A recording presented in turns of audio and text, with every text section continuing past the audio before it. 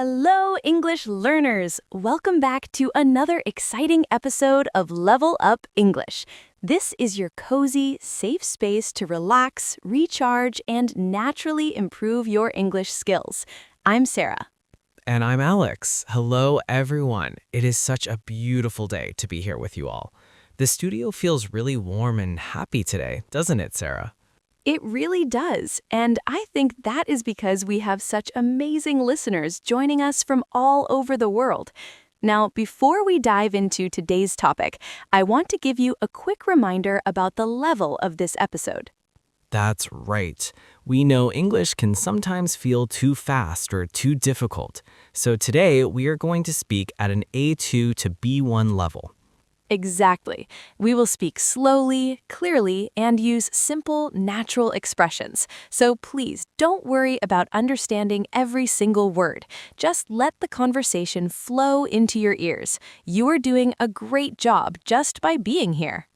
And hey, if you enjoy learning with us and want to support the channel, please take 1 second right now to hit that subscribe button and give this video a thumbs up. Yes, it really helps us create more content for you. Okay, Alex, are you ready for today's topic? It is a very special one. I am ready. I love our topics. What are we talking about today? Today, we are talking about the magic of politeness, specifically how to stop sounding rude in English without even knowing it. Ooh, that is a big one. You know, Sarah, sometimes I worry about this. I translate words from my head, but sometimes they sound too direct or too strong in English. That is so common, Alex, and it's not your fault. Direct translation often loses the softness, but today we're going to fix that. But first, I want to share a story. I love story time. What happened?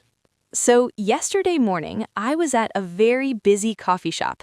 It was chaos. There was a long line, the coffee machine was making loud noises, and everyone looked stressed. The barista looked like she was having the worst day of her life. She looked so tired. I can imagine that scene. It sounds stressful. Yes, and there was a man in front of me. He was wearing a nice suit, looking very busy.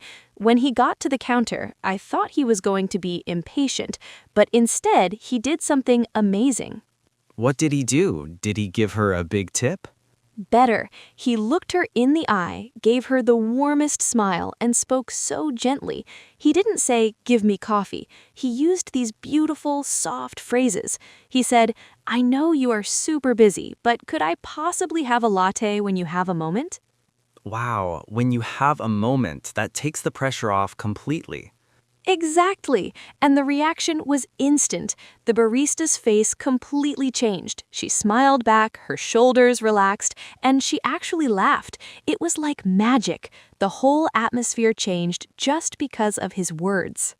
That is powerful. It shows that words are not just for information, they're for connection. If we use the right, polite codes, we can make people feel good. Polite codes. I love that description, Alex. And that's what we are learning today. We're going to learn 7 magic expressions that act like keys. They open doors and they make people want to help you. I want those keys. I don't want to be the person causing stress. I want to be the person creating smiles, like that man in the suit. Me too. So let's break down these expressions one by one. We'll talk about what they mean and how to use them in real life. Are you ready to level up your politeness? I am absolutely ready. Let's do this. Okay, let's start with the most common situation, ordering something or saying what you want. Alex, if you are hungry, what is the first sentence that comes to your mind? Honestly, my brain screams, "I want pizza." Me too. But in English conversation, saying "I want" can sound a bit demanding. It sounds like a little child pulling on their mother's shirt. "I want, I want." That is not a good look for an adult. So, what is the grown-up version? The grown-up version is expression number 1, "I would like," or the contraction, "I'd like." I'd like. It feels much softer. So instead of "I want a refund," I say "I'd like a refund." Exactly. "I want a refund" sounds like you are starting a fight. I'd like a refund sounds calm and professional. It changes the energy completely. Okay, that is a game changer. What about asking someone to do something, like if I need help? This brings us to expression number 2. Never say, can you do this, or do this. Instead, use could you possibly, or just could you. Can you versus could you? Is there a big difference? Huge difference. Can you asks about ability, like are you physically strong enough? Could you asks about willingness and shows respect. It's much more polite. So, if I'm at a restaurant and I need salt, I shouldn't say pass the salt. I should say, could you pass the salt, please? Perfect. You sound like a gentleman. Now, let's talk about a difficult one, saying no. Oh, I hate saying no. I always feel guilty. You don't have to feel guilty if you use expression number 3. Instead of just saying no, say, I'm afraid I can't. I'm afraid I can't. But Sarah, we talked about this before. I'm not afraid. I'm not scared of spiders or ghosts here. I know. It's a funny phrase. In this context, I'm afraid is a softener. It basically means I am sad to give you bad news. It shows you care about the other person's feelings. Ah, so it protects the relationship. So if my friend invites me to a party but I am tired, I say, I'm afraid I can't make it tonight. Exactly. It's firm but kind. Now, number 4. Imagine you want to sit next to someone on the bus. You need to ask permission. Can I sit here? That's okay, but expression number 4 is better. Do you mind if I sit here? Do you mind if? That's a classic English phrase, but answering it is tricky, right? Yes, this is a trap. If you say yes, it means, yes, I mind, go away. You have to say, no, not at all. That is so confusing. Do you mind? No. Okay, I will remember that. No, not at all. Now, expression number 5. This is for when you disagree with someone. Imagine your coworker says something and you know it's incorrect. Don't say, you are wrong. But if they're wrong, they're wrong. If you say you are wrong, you're attacking them. Instead, use expression number 5. I might be wrong, but, or I think there might be a misunderstanding. I might be wrong, but wow, even if I know I'm right, I pretend I might be wrong? Yes, it lowers their defense. It makes them listen to you without getting angry. It's a strategy for smart communication. That is very clever. It's not about being weak, it's about being effective. Exactly. Now, number 6. When you didn't hear someone, don't say, what? I say what all the time. It sounds aggressive, like, what do you want? Use expression number 6. Pardon? Or could you say that again? Pardon, short and sweet. And finally, number 7. A better way to say thank you. What's wrong with thank you? Nothing, but sometimes you want to show deeper gratitude. You can say, I really appreciate it. I really appreciate it. It feels heavier, more sincere. It does. So those are our 7 magic expressions.